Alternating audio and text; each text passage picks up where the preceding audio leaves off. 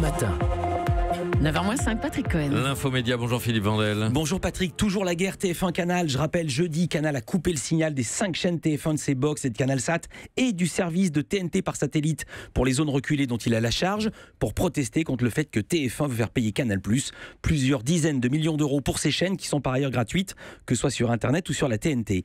Hier, Maxime Saada, directeur général de Canal, était en exclusivité sur Europe 1 dans Village Média. Il a assuré que les négociations étaient ouvertes, mais il a précisé une modalité qui a affolé tout le monde. On discute activement, y compris ce week-end, et donc on a bon espoir de trouver un accord dans les jours prochains. Mais on ne remettra pas le signal tant qu'on n'aura pas d'accord.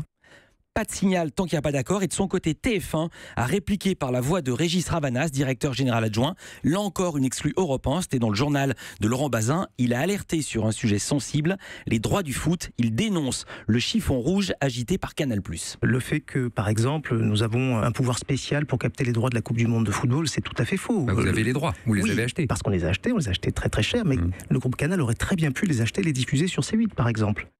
TF1 prend le sujet très au sérieux, d'abord parce que ses audiences ont baissé mécaniquement. Vendredi et samedi, ses 20 heures ont été dépassées par ceux de France 2. Samedi soir, The Voice a fait 1 million de moins que la semaine précédente, quand Canal n'avait pas encore coupé le signal pour ses 5,2 millions d'abonnés, au point que désormais, les abonnés de l'application LCI reçoivent un push dans la matinée. Comment regarder le 13h de TF1 ? Et vendredi, Jacques Legros, qui présentait le 13h justement, a fait une déclaration entre le communiqué et le conseil pratique. TF1 déplore donc que les clients du groupe Canal+ soient pris en otage et rappelle que ces chaînes restent disponibles sur la TNT et sur aussi les autres distributeurs.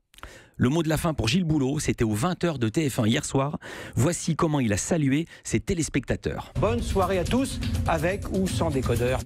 Avec ou sans décodeur, il n'y a pas que l'audience qui baisse, il y a aussi la bourse. Hier, en fin de séance, l'action de TF1 perdait 2,2%. Et dernière minute, Patrick, un message sur la Freebox annonce désormais la fin de la diffusion des chaînes TF1.